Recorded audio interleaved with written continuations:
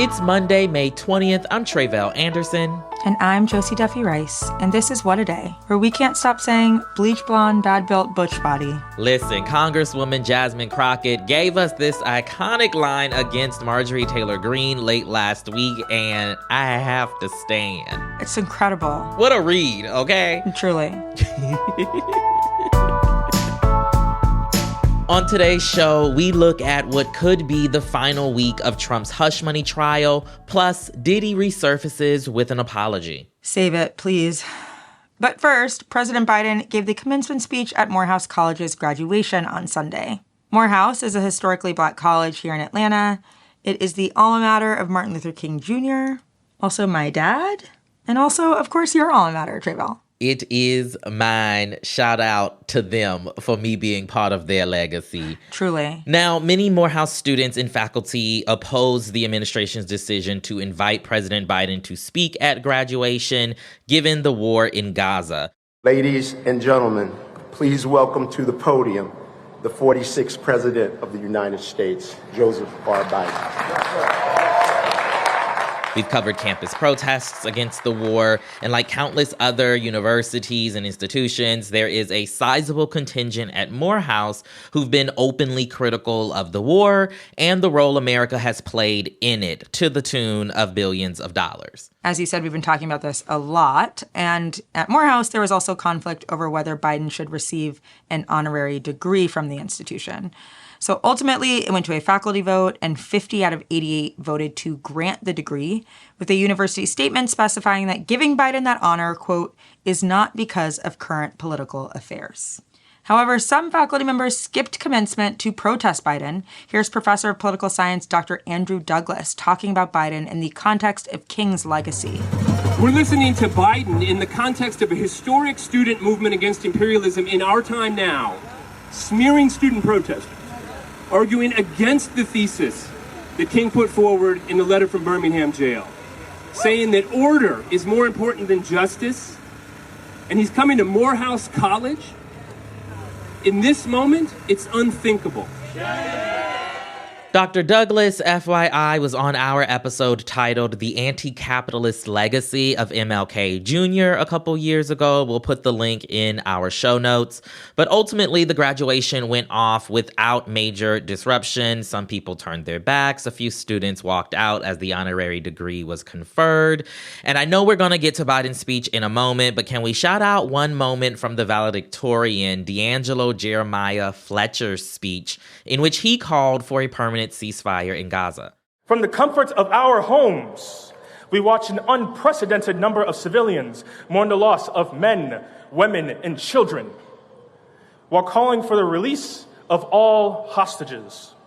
For the first time in our lives, we've heard the global community sing one harmonious song that transcends language and culture.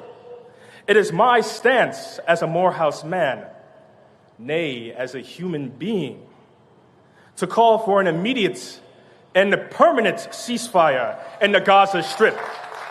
It really is such a courageous thing to do in front of the president. And I liked that he focused on the unity of people calling for this ceasefire, right, instead of focusing on the disagreement. And Biden sat behind him, and he clapped after Fletcher's statement, which is notable, maybe not meaningful, but notable. Mm-hmm. Absolutely notable. Let's get into the speech that Biden gave now. What did he have to say? You know, he said a lot. He acknowledged that the class of 2024 has had a particularly tough and unusual college experience, right? These are the kids who had their senior year of high school and much of their early college experience interrupted by COVID. And he also talked about the fallout from the murder of George Floyd by police. You missed your high school graduation. You started college just as George Floyd was murdered, and there was a reckoning on race. It's natural to wonder if democracy you hear about actually works for you. What is democracy? If black men are being killed in the street, what is democracy? The trail of broken promises still leave black communities behind. What is democracy? You have to be 10 times better than anyone else to get a fair shot. And most of all, what does it mean as we've heard before, to be a black man who loves his country, even if it doesn't love him back in equal measure. Biden also acknowledged the importance of protest. I want to say this very clearly. I support peaceful, nonviolent protest. Your voices should be heard, and I promise you I hear them. And later in his speech, he also talked about Gaza and the future of Israel and Palestine. And notably, Biden did call for a ceasefire in Gaza, though not a permanent one. It's a humanitarian crisis in Gaza. That's why I've called for an immediate ceasefire. An immediate ceasefire to stop the fighting. Bring the hostages home. And I've been working on a deal as we speak, working around the clock to lead an international effort to get more aid into Gaza. Thanks for that, Josie. Meanwhile, in Manhattan, former President Donald Trump's criminal hush money trial is starting to wind down. This morning, Trump's defense attorneys are expected to wrap up their cross-examination of Michael Cohen, Trump's former self-appointed fixer. And when we left off last week, Trump's attorneys claimed they'd caught Cohen lying to the jury about a phone call he says he made to Trump. It could be a potentially damaging blow to one of the prosecution's star witnesses. Cohen is also the prosecution's last witness, meaning they could rest their case later today. So once the district attorney's office rests its case, what is going to happen next? And really, I'm wondering, do we know if Trump is going to testify here? So Trump's defense team has indicated it does plan to call a few witnesses, but his lawyers have not confirmed whether or not Trump is one of them. Legal experts say that it is unlikely, though, that Trump will testify because it's just too risky, and we also know that Trump is special in so many ways. That said, the judge overseeing this case, Justice Juan Merchan, told attorneys to prepare for closing arguments as soon as Tuesday. That means the jury could start their deliberations later this week. And to get a better sense of what we can expect from the hush money trial this week, I spoke with Andrew Weissmann. He was a senior prosecutor in Robert Mueller's special counsel investigation into Trump, and he's now a law professor at New York University and host of the MSNBC podcast Prosecuting Donald Trump. I started by asking him how Cohen has fared as the prosecution's key witness. I mean, he himself has done fine. Like, he's been good on the stand. I watched him. He's pretty unflappable, but he's still Michael Cohen. So I don't think there's a lot of surprises. He was never going to be like a terrific witness. It's not like you're calling a priest or a nun or a rabbi or pick whatever upstanding member of society. So he's done fine. But I think the idea that the state wants to bring out is you kind of know what happened before he took the stand. Like, the evidence is all there, the documents, and that he's telling you what you kind of know anyway. And you kind of mentioned this already, right? But during the cross-examination, Trump's attorney, Todd Blanche, went to lengths to hammer at Cohen's credibility as a serial liar, as a criminal, bent on, bringing Trump down. Most notably, Blanche accused Cohen of lying to the jury last week. There's a phone call involved that Cohen claims he made to Trump to discuss a plan to pay adult film star Stormy Daniels. The lawyer, Trump's attorney, has presented text messages that show that maybe the call was actually about something else. How damaging, if at all, is the idea that Michael Cohen may or may not be a liar already to the prosecution's case here? Well, that moment of cross was definitely a good point for the defense. I've never done a trial when I was a prosecutor where some witness doesn't make a mistake. And of course, the defense lawyer doesn't ever want to say, oh, it's a mistake. They want to say, oh, you're lying. And there's obviously, we all know in our own lives, there's a huge difference between a mistake and a lie. The thing that made it so obvious to me that it must be a mistake is there were so many other calls he talked about, including calls where the phone records show he's having calls with Donald Trump. And some of those calls were much more significant to the story he was telling. In other words, 2 days later on October 26th, he has these 2 calls with Donald Trump. And we know that not because of Michael Cohen, but because of the phone records. And that's the same day that Michael Cohen wires $130,000 to the lawyer for Stormy Daniels. So it just seems like a really weird thing to make up a fairly innocuous call on the 24th, 2 days earlier, and to be lying about it. Now, it's never a good for any witness to make a mistake. So, it's definitely a point for the defense. It'll be interesting to see how the jury takes it and what the arguments are on both sides about that mistake. Stepping a little further out, to what extent do you think a conviction actually hangs on whether or not the jury believes Michael Cohen specifically versus Stormy Daniels' spirited, I would say, testimony a few days prior? Well, I think Stormy Daniels, you don't have to believe her at all for the defendant to be guilty. I mean, it doesn't really matter whether her story is true or not. The question is whether he wanted to kill her story and keep it from the public. I do think with Michael Cohen, one thing to look for is that's going to be a real battleground in the summations that may happen as soon as tomorrow on Tuesday. And I think the defense is going to say he's the critical witness, and if you don't believe him, you cannot convict, or if he raises reasonable doubt, you cannot convict because he's critical to the case. And the state will be saying, of course he's not. No one's going to bring a case based solely on him.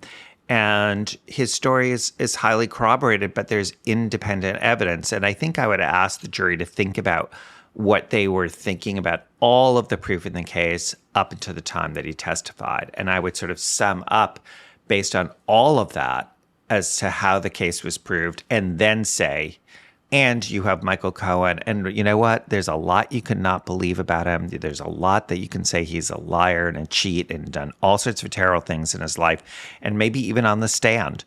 But just because you've lied a lot doesn't mean you're always lying. And here, you know that his story is truthful because of the corroboration of it. But I think you're going to hear a lot of you don't need it by the state, and the defense is going to say you do.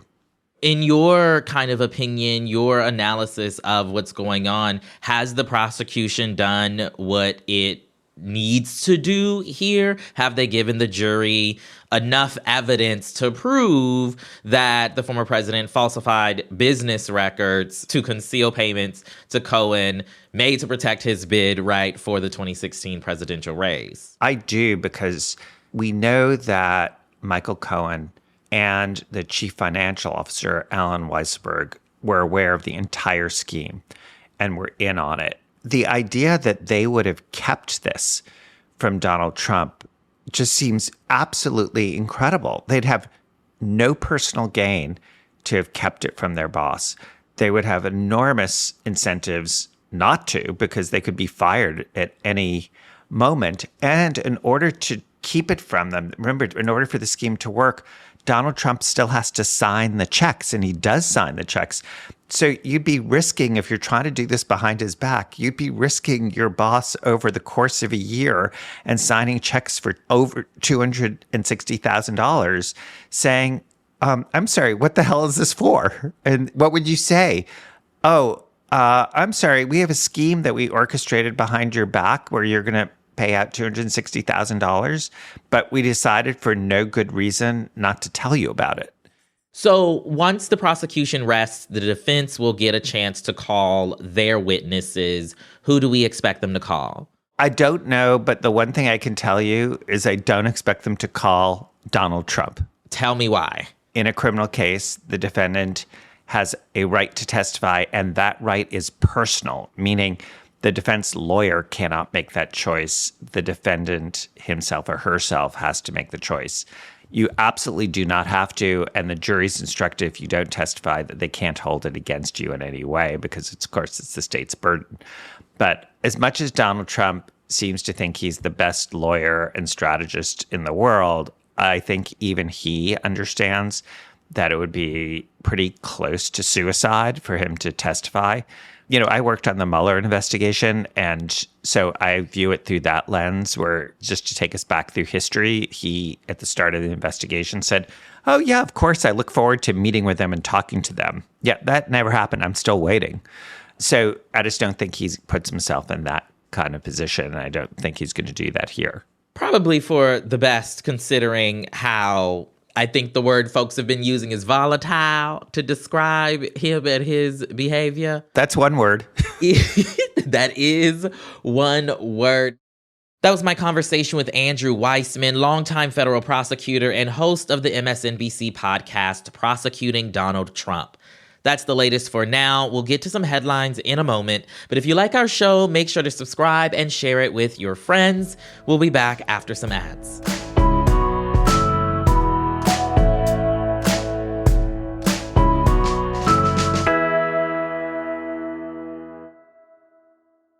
What a Day is brought to you by Vuori. Vuori Performance Apparel makes the perfect Mother's or Father's Day gift. Everything is designed to work out in, but it doesn't look or feel like it. And they're incredibly comfortable and cute and just the perfect thing to wear when I'm working from home or out and about, mostly at home because I'm not out and about. Yeah. I will say I did not know clothes could be...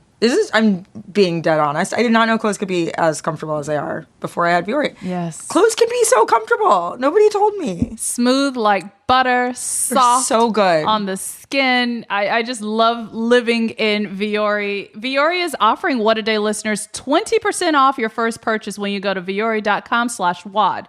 That's VUORI.com/WAD. And enjoy free shipping on any U.S. orders over $75 and free returns. What a Day is brought to you by Ulta Beauty. This AAPI Heritage Month, Ulta Beauty is celebrating the joy of belonging to a community composed of intricate connections, belonging to our past and our future, to the heritage and birthright that is beauty. Ulta Beauty shines a light on the AAPI community, passing the mic to brand founders and creators to tell their stories centered on heritage, joy, and beauty. They carry AAPI-owned and founded brands like Live Tinted, Peach and Lily, Glamnetic, Tree Hut, and more. Shop AAPI-owned and founded brands at Ulta Beauty stores and Ulta.com. This show is sponsored by BetterHelp. Therapy is a safe space to get things off your chest and to work through whatever's weighing you down. If you're thinking of starting therapy, give BetterHelp a try. It's entirely online and designed to be convenient, flexible, and suited to your schedule. Just fill out a brief questionnaire to get matched with a licensed therapist and switch therapists anytime for no additional charge. Therapy is great for, you know that thing that just is like sitting on your shoulder, you can't get over it, and you just sometimes need somebody to talk through it with? Therapy can be helpful for that, you all, okay? You got to get it off your chest, And you can do that with BetterHelp. So visit betterhelp.com/WAD today to get 10% off your first month. That's 10% off your first month at betterhelp, HELP.com/WAD. Now let's wrap up with some headlines. Headlines. On Sunday, Iranian President Ebrahim Raisi was killed in a helicopter crash in Iran's northwest mountains, according to the country's state-run media. Weather, including heavy fog, is believed to have played a role in the crash. Raisi was traveling back from Iran's East Azerbaijan province with the country's foreign minister and other Iranian officials and bodyguards. Raisi, Iran's hardline president, was seen as the protege to Iran's supreme leader and a potential successor within the Shiite theocracy. A high-level member in Israel's war cabinet gave Prime Minister Benjamin Netanyahu an ultimatum on Saturday. Benny Gantz, the head of the National Unity Party, said his party will leave the government if it doesn't develop a plan for the future of the war in Gaza by early June. In a speech, Gantz accused Netanyahu of being motivated by his own political and personal interests rather than that of the national security of the country. It's yet another sign of the growing pressure that Netanyahu is facing internationally and domestically to clarify his war strategy. Israelis took to the streets this weekend to protest Netanyahu's government in Tel Aviv. The protesters were calling for the immediate release of the roughly 125 hostages who have been held by Hamas since October 7th. The Israel Defense Forces announced late last week that they recovered bodies of 4 hostages from northern Gaza during an operation in one of the refugee camps. We've got a little Union Station roundup for y'all on this fine Monday, so all aboard, Traybell. Choo-choo! First off, the United Auto Workers faced a setback over the weekend when a Mercedes plant in Alabama voted not to unionize. It's the first loss in a string of recent victories for the UAW, especially coming off the high of a big win at a Tennessee Volkswagen plant. But in better news, you better believe that Mickey Mouse and Goofy are pro-union, baby. Disneyland workers who dress and act as Disney characters voted overwhelmingly to unionize in an election this past week. More than 1,700 employees participated, and now Magic United is fighting for better pay, safety measures, and schedules. Those are hot costumes. You need protection. The best protections, okay? Truly. Sean Combs, known as Diddy, Puff Daddy, Love, whatever he's calling himself right now, released a message on Instagram apologizing after CNN published surveillance video from 2016 of him brutally physically assaulting his then girlfriend Cassie Ventura in the hallway of a hotel. The video was posted Friday and backs up the allegations in the lawsuit that Cassie filed back in November. Combs has repeatedly denied Cassie's allegations of rape and abuse since she first filed the lawsuit against him, which was settled a day later. On Sunday, Combs posted a video addressing his behavior. He never mentioned Cassie by name. I was up. I mean, I hit rock bottom, but I make no excuses. My behavior on that video is inexcusable. Cassie's lawyer posted a statement online on Sunday after Combs' video saying, quote, Combs' most recent statement is more about himself than the many people he has hurt. When Cassie and multiple other women came forward, he denied everything and suggested that his victims were looking for a payday. Yeah, there's some real irony in him saying, I make no excuses. After making... You literally exclusively made excuses for months. Come on now. You denied it entirely. You said, whatever. And one final note, 90-year-old Edward Dwight finally made it to space. Dwight and 5 crewmates took off Sunday from West Texas on Jeff Bezos' Blue Origin's New Shepard rocket. He was actually the first black man trained as an astronaut back in 1961, but he never actually got to make the trip to space. And now he finally has, so... I'm so glad that he has finally achieved this dream of his. Mm-hmm. I just hate that it wasn't via a one Jeff Bezos. But I also gotta say, being 90 and being on a rocket sounds like the absolute least fun thing on Earth. He said, I ain't got too much time left, so why not? Or maybe I'll go out. You know what I mean? Yeah, truly. Shout out to him, though. Yeah, shout out to him. And those are the headlines. One more thing before we go. What happens when a prominent judge in India seemingly dies of a heart attack, but his family doubts the official story? Cricket Media and The Branch have teamed up for a brand new limited series, Killing Justice, where host Ravi Gupta follows the reporting and legal fallout from this controversy. Throughout the 8 episodes, Ravi examines the conflicting evidence to answer how one man's death became a magnet for the increasingly polarized politics in India and what this means for the future of the world's largest democracy. Listen to the Killing Justice trailer now wherever you get your podcasts, and don't miss the 2-episode premiere on May 27th. For ad-free episodes, join the Friends of the Pod community at crooked.com/friends. That is all for today. If you like the show, make sure you subscribe, leave a review, check your fake eyelashes, and tell your friends to listen. And if you are into reading and not just a transcript of the Morehouse valedictorian speech, like me, What a Day is also a nightly newsletter, so check it out and subscribe at crooked.com/subscribe. I'm Josie Duffy Rice. I'm Tre'vell Anderson. And baby girl, don't even play. Baby girl. I'm going to make that my ringtone. I love that this has now become, language that you hear in our hollowed halls of Congress. Jasmine and AOC are trying to keep it professional. Give her a warning. And be real.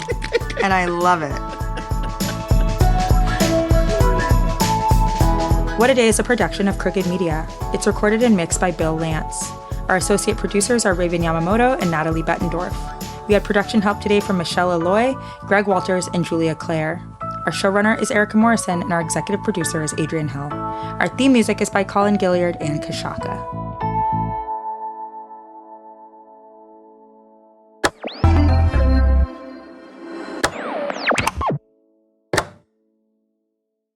As a chef and a restaurant owner, I'm as meticulous about my cookware as I am about my ingredients. That's why I love Made in Cookware. Each pan they make isn't just designed to perform, it's crafted to last. As a mom, I love that I can trust Made in. It's made from the world's finest materials, so I can feel good about what I'm feeding my family. I'm Chef Brooke Williamson, and I use Made in Cookware. What a Day is brought to you by Ulta Beauty. This AAPI Heritage Month, Ulta Beauty is celebrating the joy of belonging to a community composed of intricate connections, belonging to our past and our future, to the heritage and birthright that is beauty. Ulta Beauty shines a light on the AAPI community, passing the mic to brand founders and creators to tell their stories centered on heritage, joy, and beauty. They carry AAPI-owned and founded brands like Live Tinted, Peach and Lily, Glamnetic, Tree Hut, and more. Shop AAPI-owned and founded brands at Ulta Beauty stores and Ulta.com.